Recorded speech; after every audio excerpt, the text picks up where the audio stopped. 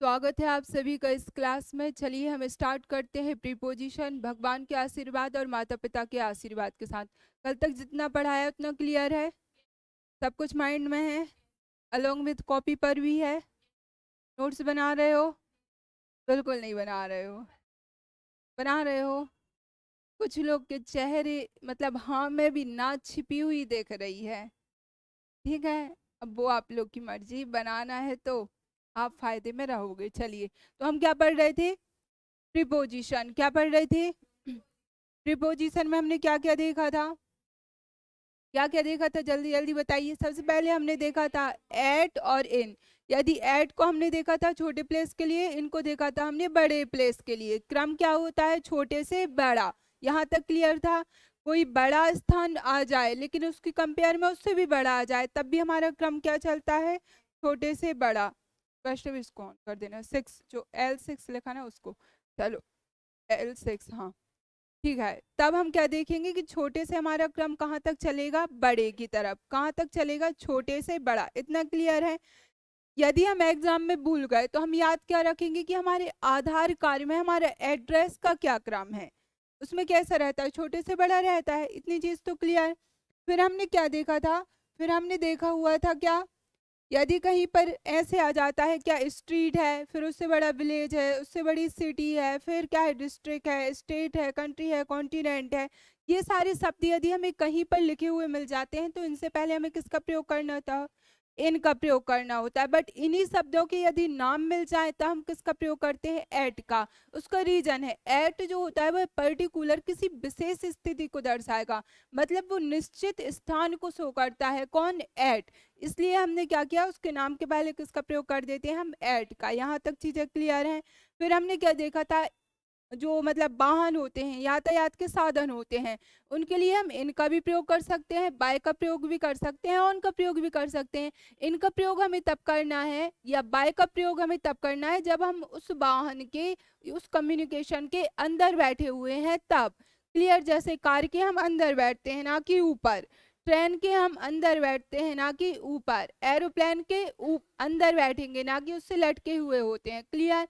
लेकिन जब हम किसी वाहन के ऊपर बैठते हैं जैसे स्कूटी, बाइसिकल, क्लियर है, या फिर हम फुट से आते हैं तब भी हम क्या बोलते हैं? On foot. किसी कैमल के ऊपर बैठे हुए हैं, हॉर्स के ऊपर बैठे हुए हैं, या कोई भी अन्य एनिमल हो सकता है, उसमें भी हम किसका प्रयोग करते हैं? ऑन का। यहाँ तक चीजें क्लियर?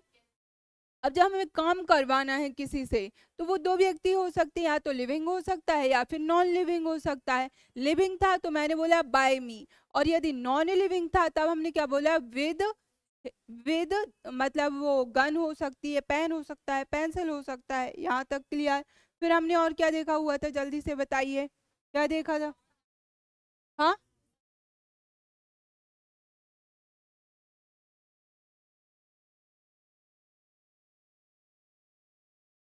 अच्छा ठीक है। तो जैसे कि इन आया था, बाय आया, इन था, और क्या था? जल्दी से बताओ।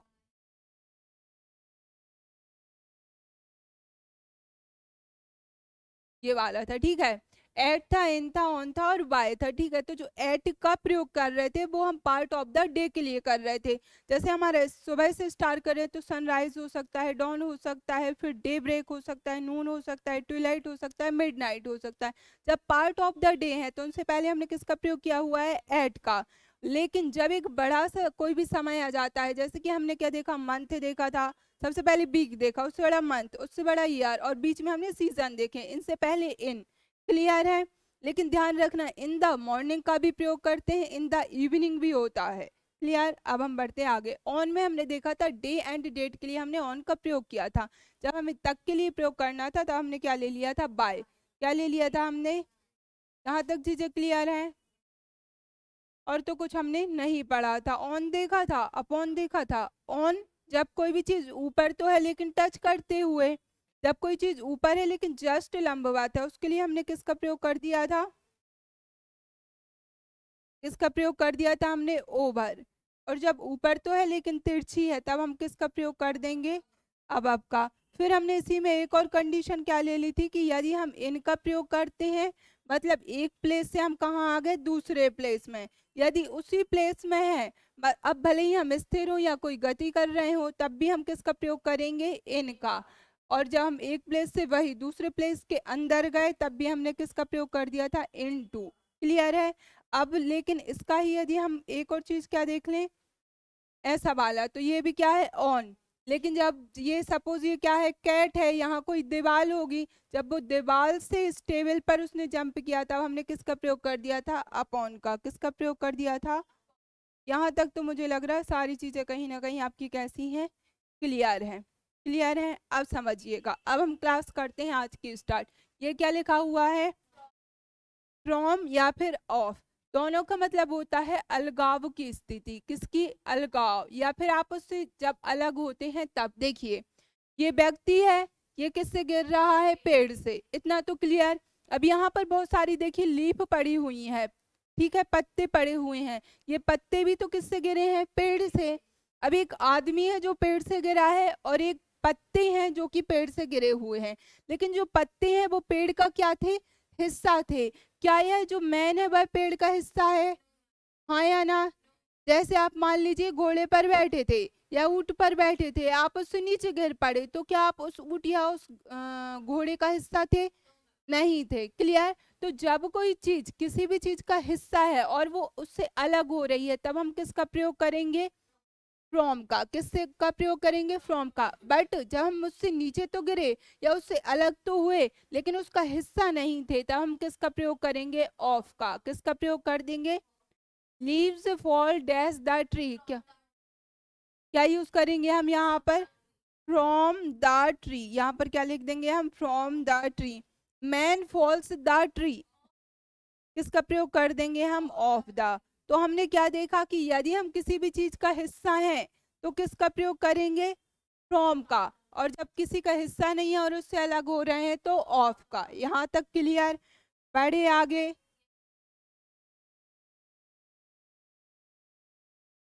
देखिए ऑफ और फ्रॉम, इनकी हिंदी होती है क्या, के द्वारा। क्या होती है इनकी हिंदी, अब समझिएगा। के द्वारा में हमें ऐसे प्रयोग करना है, जैसे कि मान लीजिए रिंग है, क्या है, रिंग है, वो किससे बनी है, गोल्ड से। और दही है, वो किससे बना हुआ है, मिल्क से।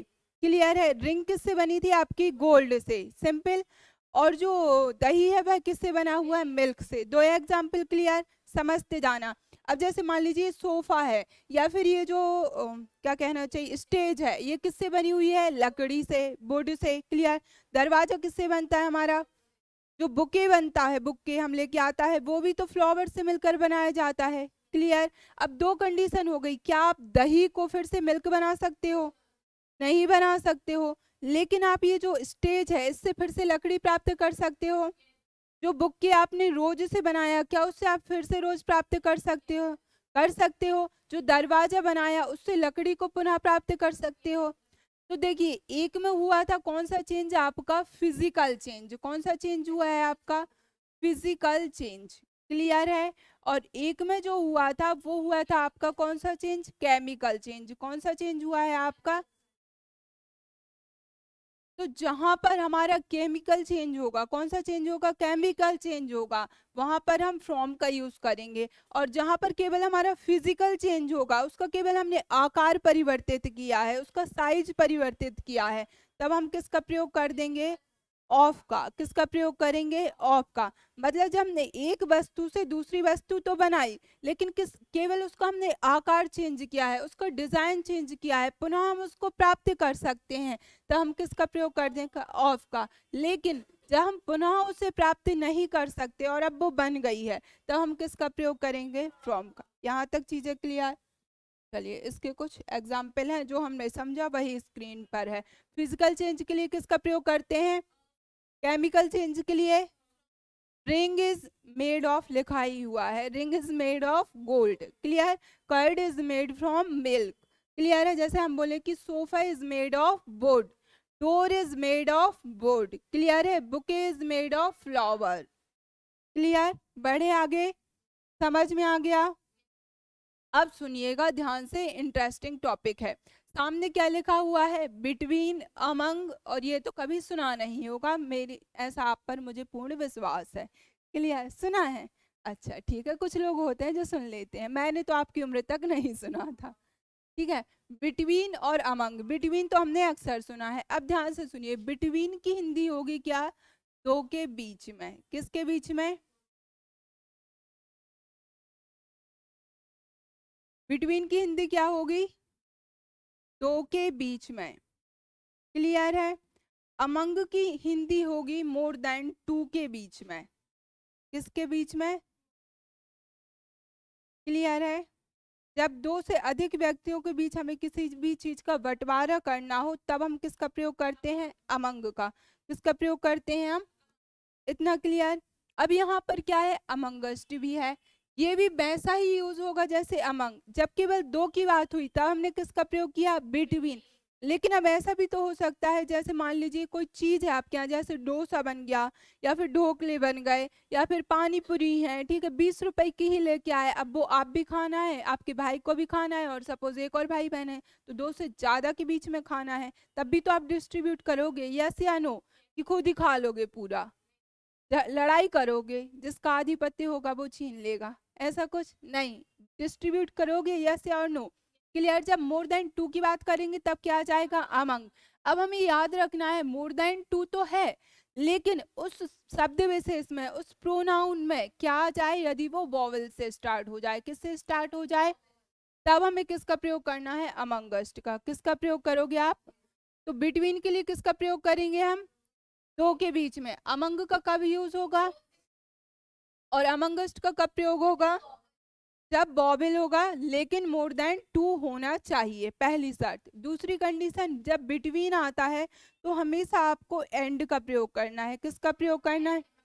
कभी भी आप टू का प्रयोग नहीं करेंगे। कभी कभी सेंटेंस पढ़ने में हमें सही लगता है, बट वो सही नहीं होता है, वहां पर ग्रामेटिकल मिस्टेक होती है, तो आप किसका प्रयोग करेंगे? एंड का। क्लियर है?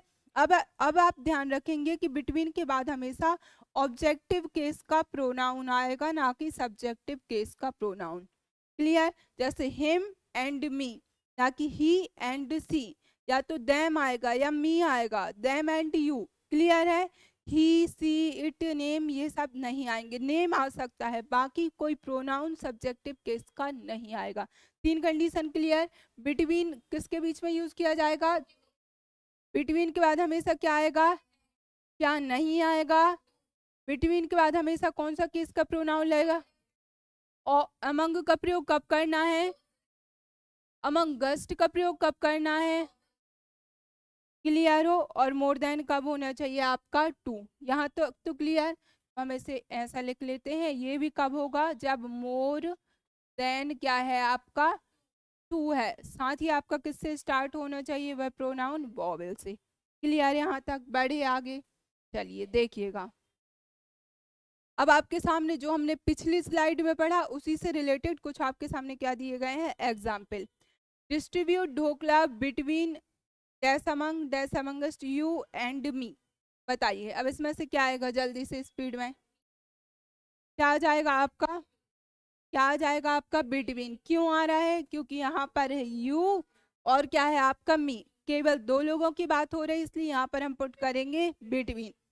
सी इज सिटिंग अमंग, या फिर between his father and mother. क्या यूज करेंगे आप? Among. His father and mother. पापा भी एक ही होते हैं, मम्मा भी एक ही होती हैं, और दो ही लोग हैं। तीन कहाँ से देख रहे हैं? कौन सी सी को देख लिया? तो सी सेटिंग, वो बैठी हुई है, किस किस के बीच में? मम्मा, उसके मम्मा एंड पापा के बीच में। क्लियर है? क्लियर? चलो बढ़े आगे। तो इसमें क्या आ जाएगा? बिटवीन। क्लियर? चलो।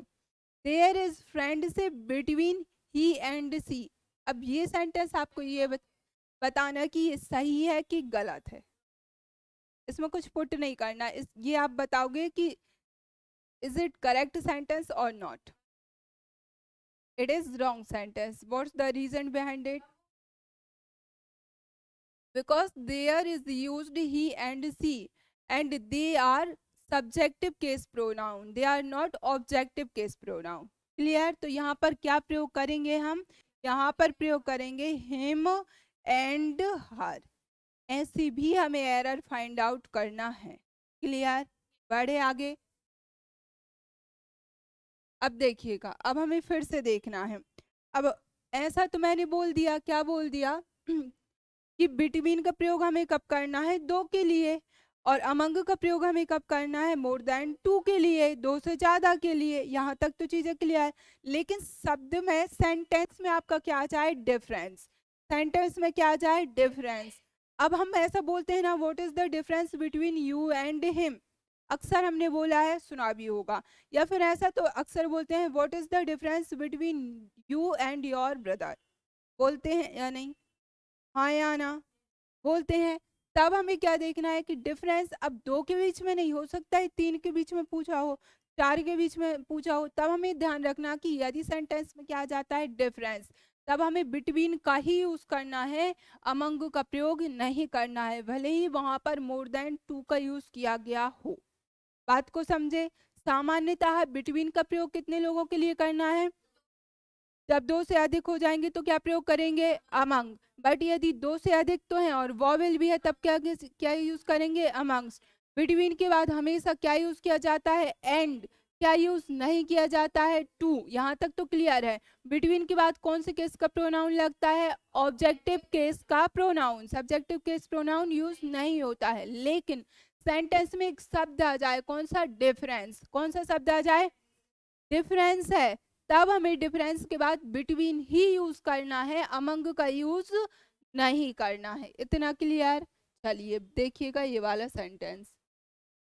What are the differences between cats, dogs and cows? और एक और सेंटेंस है आपके सामने, what are the difference among cats, dogs and cows? Which is correct set? First one. क्यों हुआ सही? क्योंकि हमने पढ़ा है कि डिफरेंस है तो बिटवीन का ही प्रयोग करेंगे। डिफरेंस के बाद हम कभी भी अमंग का प्रयोग नहीं करेंगे, भले ही वहां पर मोर देन टू का प्रयोग किया गया है। मोर देन टू है या नहीं? हाँ या नहीं? ये किसका प्रयोग कर रहे हैं? कैट्स, डॉग एंड काउस के बीच में ये क्या पूछ रहे हैं? अंतर पूछ रहे हैं। ये तो तीन हो गए। अभी तक पढ़े हुए नियम के आधार पर तो हमें वहां पर अमंग यूज करना था, ना कि बिटवीन। लेकिन हम क्या यूज कर रहे हैं? बिटवीन। रीजन क्या है इसके पीछे? हमने किसका प्रयोग किया है? डिफरेंस का। किसका प्रयोग किया? यहाँ तक सारी चीजें क्लियर? बढ़े आगे। चलिए अब देखिए, बिटवीन, अमंग, अमंगस्ट क्लियर है, कहीं कोई कंफ्यूजन नहीं। अब एक स्टेप हम और आगे बढ़ते हैं। क्लियर? देखो, अमंग जैसा है सेम टू सेम वैसा ही आपको एमिड भी मिल जाएगा, और जैसा अमंगस्ट है सेम टू सेम आपको क्या मिल जाएगा? एमिडिस्ट। अमंग का प्रयोग कब करते थे हम? More than. जब कोई भी थिंग या वस्तु या प्रोनाउन किससे अधिक हो जाए आपके? मोर देन टू हो जाते हैं, दो से अधिक हो जाते हैं, तो हम किसका प्रयोग कर देते हैं? अमंग। जब मोर देन टू तो है ही, कोई भी प्रोनाउन है या फिर कोई थिंग है, क्लियर है, तब हम किसका प्रयोग कर देते हैं? अमंगस्ट का। लेकिन वो किससे स्टार्ट होती थी? वॉवेल से। किससे स्टार्ट हो रही थी? अब लेकिन आपको याद रखना है, क्या याद रखना है? जो एमिड है वो आपका अनकाउंटेबल नाउन में भी प्रयोग हो सकता है, काउंटेबल में भी हो सकता है, अलोंग विथ किस में भी प्रयोग होगा? ये अनकाउंटेबल में। और अमंग जो होगा केवल और केवल किस में प्रयोग होता है? काउंटेबल में। मतलब जहां पर अमंग आ रहा था एज इट इज आप एमिड पुट कर सकते हो, जहां पर अमंग आया था तब एमिड भी आ सकता है, दोनों ऑप्शन करेक्ट है। लेकिन जब अनकाउंटेबल आ जाएगा वहां पर केवल आप एमिड का प्रयोग करोगे, ना कि अमंग का। बात को समझे? जहां अमंग आया सेम टू सेम एमिड प्रयोग हो सकता है, लेकिन यदि वो थिंग कैसी हो गई? अनकाउंटेबल हो गई, तब आपको किसका प्रयोग करना है? एमिड का। सेम टू सेम चीज यहाँ पर आ जाएगी कि जहां पर अमंगस्ट आ रहा था, मतलब वोवेल आ रहा था, वहां पर हमने किसका प्रयोग कर दिया था? अमंगस्ट का। चाहो तो एमिडिस्ट लगा दो, लेकिन जब थिंग कैसी हो जाएगी आपकी? अनकाउंटेबल हो जाएगी, उस कंडीशन में आपके लिए केवल और केवल क्या लगाना है? एमिडिस्ट। क्या पुट करेंगे आप? चलिए बढ़िए, आगे देखिएगा और अब बताइएगा। द बस स्टैंड्स अमंग या फिर एमिड the trees.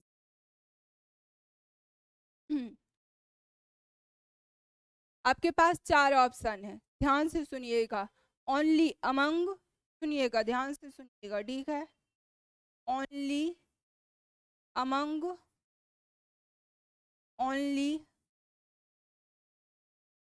एमिड, both among and एमिड, या फिर नन ऑफ दिस। चार ऑप्शन है आपके पास।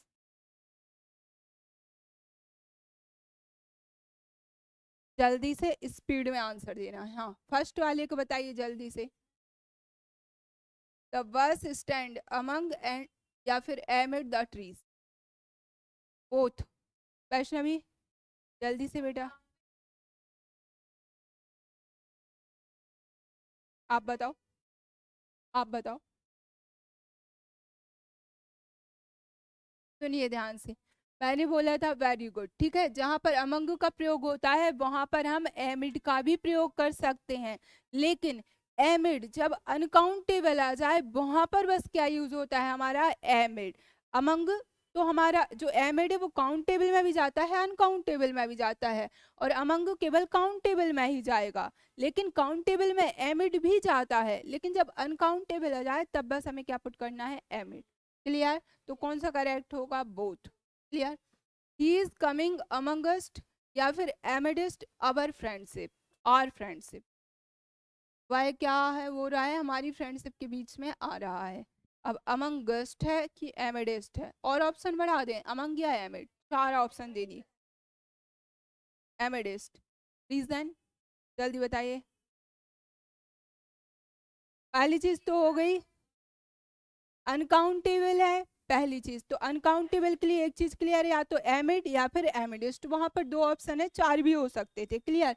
तो सबसे पहले तो यदि अमंग भी लिखा होता है, एमिड भी लिखा होता है और अमंगस्ट, तो हम इन दोनों क्या कर देते, कैंसिल। यदि आपके पास सपोज चार ऑप्शन होते तब की कंडीशन बता रहे, तो अब क्या आ जाता है, एमिड और एमिडिस्ट। अब आपको ध्यान रखना था कि जो हमारा किससे स्टार्ट हो रहा है, वोवेल से, तो क्या पुट कर देंगे हम, एमिडिस्ट। इससे पुट कर देंगे हम amidst. His honesty is useless among amid, या फिर एक और ऑप्शन क्या है, बिटवीन दिस ऑनेस्टी। तीन ऑप्शन है आपके पास, बताइए जल्दी से बताइए, स्पीड में, fast. His honesty is useless among या फिर एमिड या फिर बिटवीन दिस ऑनेस्टी। अमंग की एमिड, अमंग एमिड।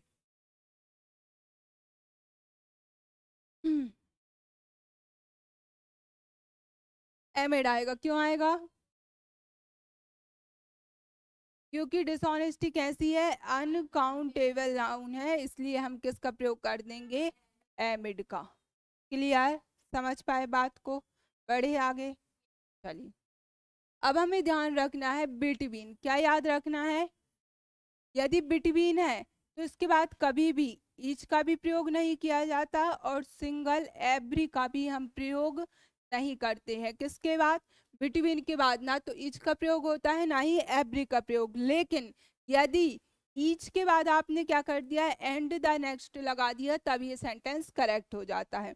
बिटवीन के बाद देखो, बिटवीन, बिटवीन का मतलब क्या हो रहा है, दो के बीच में है, मतलब प्रत्येक को दिया ना आपने, दो के बीच में का मतलब ही क्या हुआ कि प्रत्येक को मिल रहा है। और ईच और एवरी का मतलब भी क्या होता है, प्रत्येक।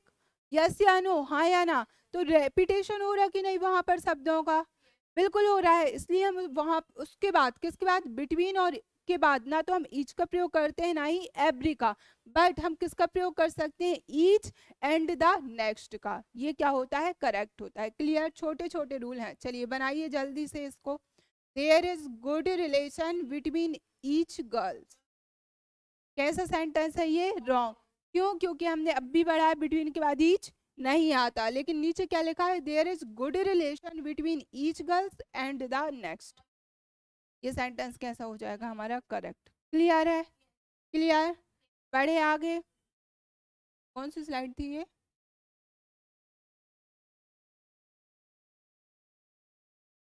यही थी ना। चलो बढ़े आगे। अब ध्यान देंगे, आपके सामने क्या लिखा हुआ है, एगो एंड बिफोर, दोनों को हमने सामान्यतः सुना है, दोनों की हिंदी क्या होती है, कि पहले या फिर पहले। जैसे मैं आपसे बोलूं, क्या बोलूं मैं, कि मैं वहां पर गई थी, या फिर जैसे सपोज मैं मुंबई गई थी मेरे जन्मदिन से पहले, क्लियर। या फिर मैं बोलूं कि मैं मुंबई गई थी 2 साल पहले, दोनों में मैंने पहले बोला। एक में मैंने क्या बोला है, जन्मदिन से पहले, एक में मैंने क्या बोला है, 2 साल पहले। मतलब क्या निकल के आ रहा है, या तो हो सकता है आपका क्या, पॉइंट ऑफ टाइम, क्या हो सकता है आपका, पॉइंट ऑफ टाइम मीन्स होता है कोई निश्चित समय, और एक निकल के आता है आपका क्या, पीरियड ऑफ टाइम, क्या निकल के आता है आपका, पीरियड ऑफ टाइम में होता है कि अनिश्चित समय, मतलब एक समय, समय अंतराल कहना चाहिए, बट वो निश्चित समय नहीं। अब 2 साल पहले तो कभी भी हो सकता है, क्लियर। तो दो कंडीशन निकल के आती है, एक पॉइंट ऑफ टाइम, जैसे कि मैं बोलूँ कि मेरे जन्मदिन से पहले, तो मेरा जन्मदिन एक निश्चित डेट पर ही आता होगा, हाँ या ना। ऐसा तो नहीं मेरा जन्मदिन चेंज होता रहता और साल में 3-4 बार आता है, नहीं हो सकता ना, ऐसा पॉसिबल नहीं है, क्लियर। तो जब पॉइंट ऑफ टाइम निकल के आए, जब निश्चित टाइम होगा, तब हम क्या यूज करते हैं, बिफोर। किसका प्रयोग करेंगे हम, जबकि जब पीरियड ऑफ टाइम निकल के आता है, तब हम क्या यूज करते हैं, एगो। क्या यूज करते हैं हम, यहाँ तक चीजें क्लियर। एगो का प्रयोग हम कब करते हैं, जब पीरियड ऑफ टाइम होता है तब। और बिफोर का यूज हम कब करते हैं, पॉइंट ऑफ टाइम के लिए, कब के लिए, पॉइंट ऑफ टाइम के लिए। चलिए देखिएगा यहाँ, आई वेंट देयर बिफोर, या फिर एगो दिवाली, बिफोर दिवाली।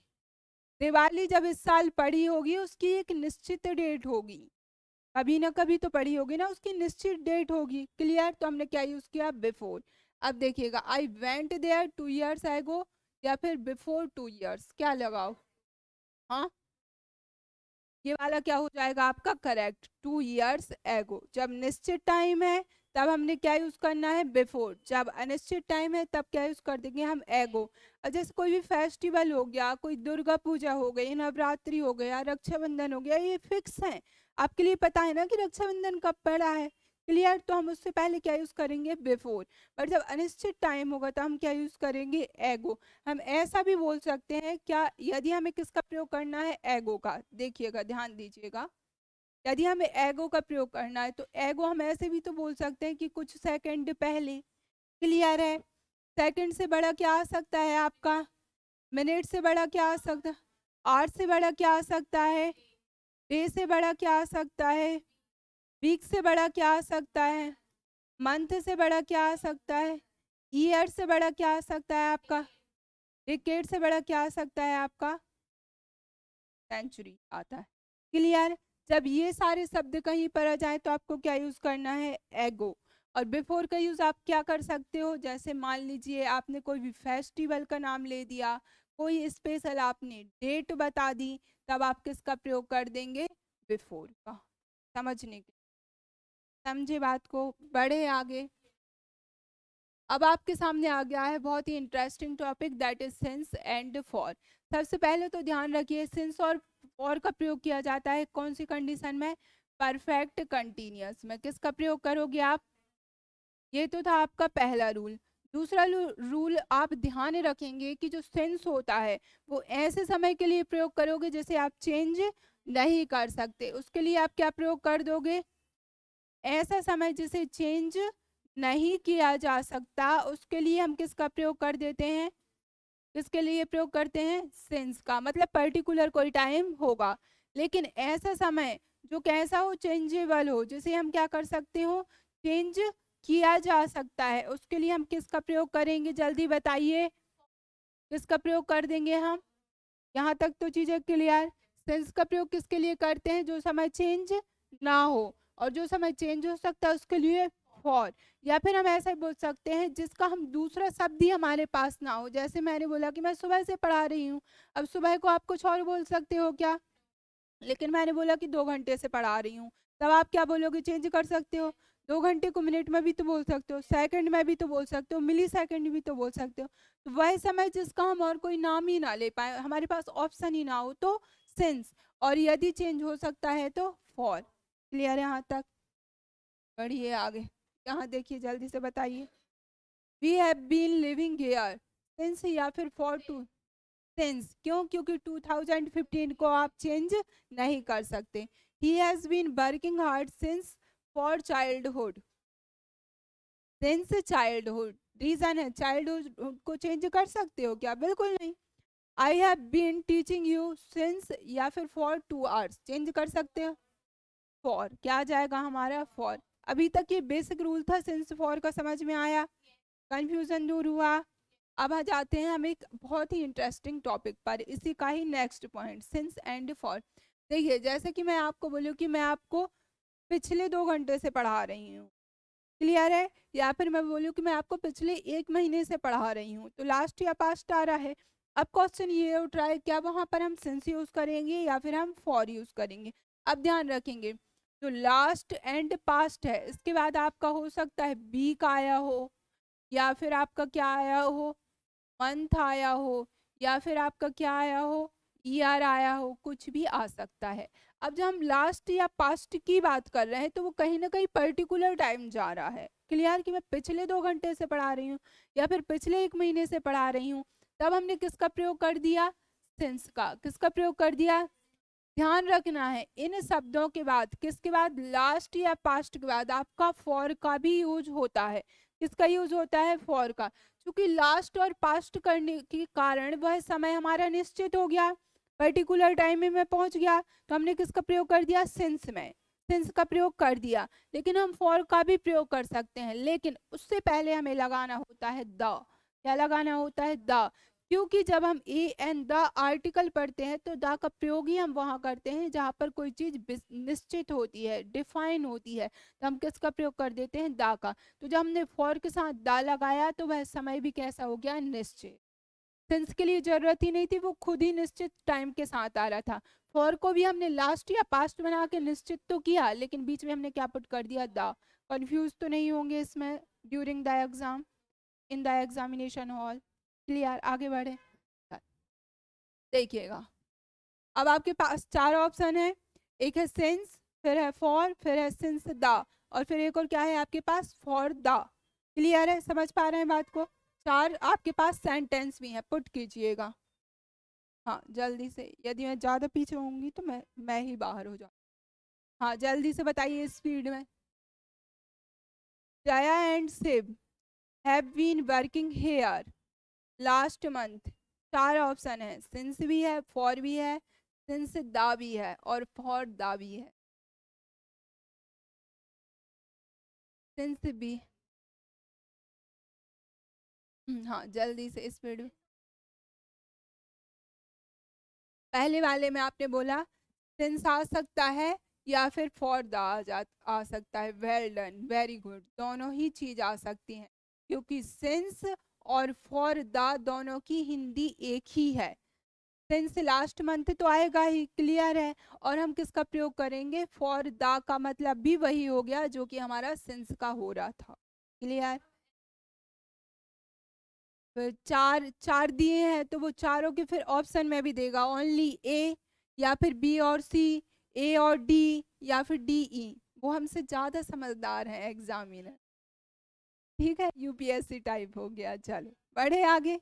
हाँ सेकंड वन बताइएगा। Jaya and Shiv have been working here last month, repetition में चलेगा। हाँ यहाँ पर मैं कुछ करना चाह रही होंगी बट मैं कर नहीं पा। चलो ठीक है, अभी से क्लियर है, तो एक तो क्लियर, कुछ और मैं लिखना चाहती हूँ पर हो गया, कोई प्रॉब्लम नहीं। चलो बढ़े आगे। अब देखिए बिसाइड तो आपने सुना ही होगा, नाम तो सुना ही होगा, ठीक? क्लियर? बिसाइड्स भी सुना ही होगा, हाँ या ना? और ये अक्सर एग्जाम में आते भी हैं और हम कंफ्यूज भी हो जाते हैं। ध्यान रखना, बिसाइड की हिंदी होती है के बाजू में, इसकी हिंदी क्या होती है? और इसका मतलब होता है के अतिरिक्त। इसका मतलब क्या होता है? के अतिरिक्त। जैसे कि आपने सपोज मैथ्स की बुक भी ले ली, और मैथ्स की बुक के साथ साथ आपने रीजनिंग की बुक भी खरीदी है, और कुछ जीएस की भी खरीद के ले आए, और करंट अफेयर की भी लेके आए, तो आप क्या बोलोगे? कि मैंने मैथ्स की बुक के अलावा अदर्स बुक्स भी खरीदी हैं। मतलब उसे भी तो खरीदा है, क्लियर है। तब आप किसका प्रयोग करते हो, बिसाइड्स का।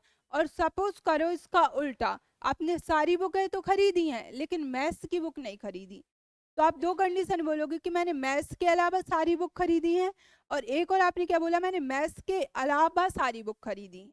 दोनों की हिंदी तो सेम है, लेकिन जब आपने नहीं खरीदी है मैथ्स की बुक, तब आप क्या प्रयोग करोगे, एक्सेप्ट। मतलब के अतिरिक्त तो है, के अलावा तो है, लेकिन वो कैसा है, एडिशन में नहीं है। समझ गए, उसको छोड़कर आपने सारी बुक खरीदी है। और बिसाइड्स का मतलब क्या आ रहा है, के अतिरिक्त, मतलब उसके अलावा आपने अन्य भी खरीदी। चलो बढ़िए, देखिएगा, सी इज सिटिंग बिसाइड या बिसाइड्स यू, क्या आएगा,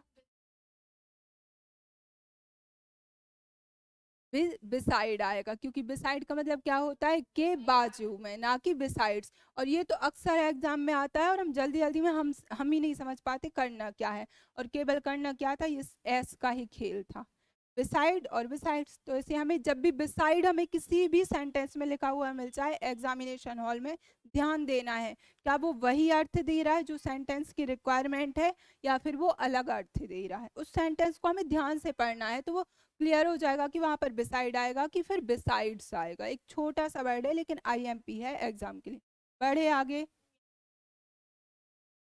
ध्यान देना, फ्रॉम या फिर ऑफ, जब किसी की क्या होती है, मृत्यु होती है, क्या होती है, मृत्यु, या फिर किसी की डेथ हो जाती है, क्लियर है। तो हम जनरली क्या यूज करते हैं, सफरिंग फ्रॉम फीवर, ऐसा ही कुछ यूज करते हैं। एप्लीकेशन हमने बहुत ही छोटे से बचपन से लिखी है, हाँ या ना। अब इसका उल्टा याद कर लेना, जब किसी बीमारी के कारण, किसके कारण, बीमारी के कारण किसी की मृत्यु होती है, तो फ्रॉम का यूज नहीं करते, बल्कि हम किसका यूज करते हैं, ऑफ का। किसका यूज करते हैं हम, ऑफ का। लेकिन सफर वर्ड यदि आ जाए, क्या आ जाए, सफर, तब लेकिन हमें फ्रॉम का ही यूज करना है, जो बचपन से अभी तक कर रहे हैं। बहुत एप्लीकेशन लिखी होगी ना छुट्टी के लिए, पता चला मामा जी के यहाँ गए हैं, एप्लीकेशन बन रही है, I am suffering from fever, ऐसे ही लिखते थे ना, आप लोगों ने भी लिखी होगी, हाँ है ना, क्लियर। तो वो सफरिंग फ्रॉम फीवर तो सही है, लेकिन जब बीमारी के कारण यदि मृत्यु होगी तो हम क्या यूज करेंगे, ऑफ। और किसी अन्य वजह से यदि मृत्यु होती है, जैसे सपोज एक्सीडेंट से हो गई या किसी अन्य कारण से हो गई, तो हम किसका प्रयोग करते हैं, फ्रॉम का। तो बीमारी के लिए हम किसका प्रयोग करते हैं, ऑफ का।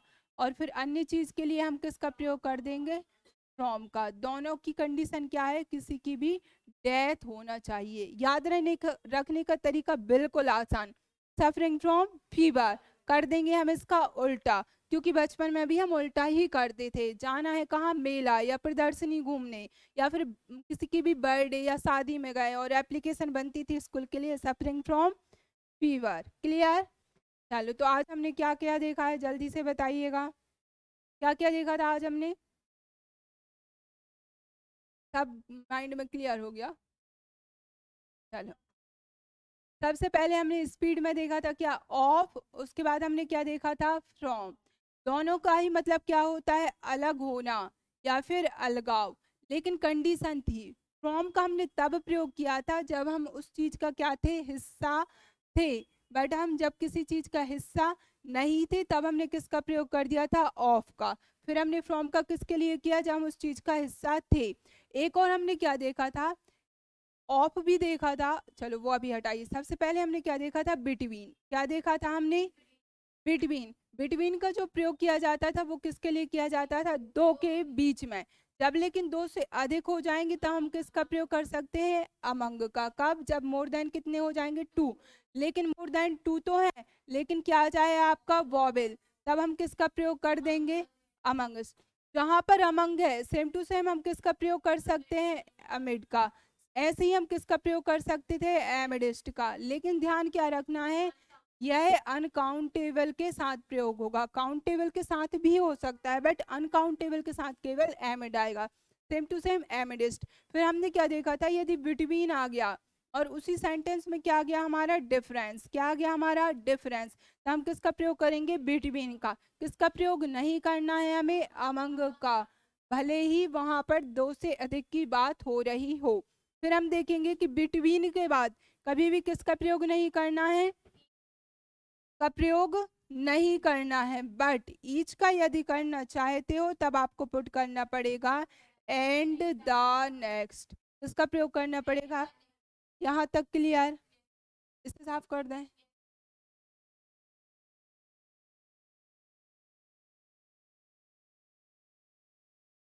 फिर हमने देखा था सिंस या फॉर। क्या देखा था हमने?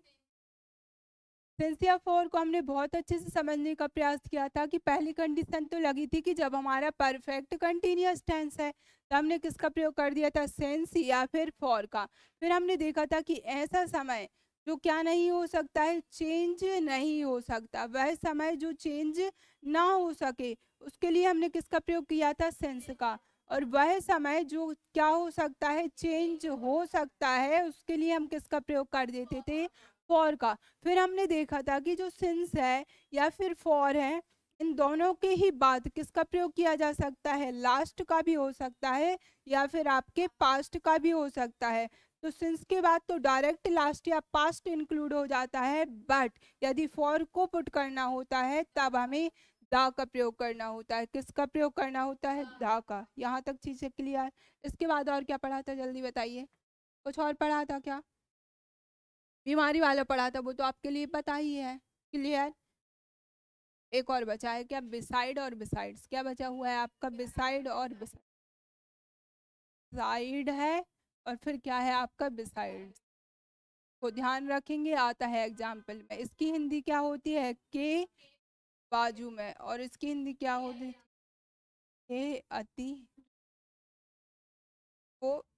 कोई प्रॉब्लम नहीं। क्लियर है यहाँ तक? चलिए, तो आज यहाँ पर आपकी क्लास होती है समाप्त। कल हम मिलेंगे इसी के थर्ड पार्ट में, जिसमें होगा रिवीजन और कुछ जो रूल्स छूटे हुए हैं वो भी मैं कवर करवा दूंगी। तब तक के लिए all the best for your bright future. धन्यवाद।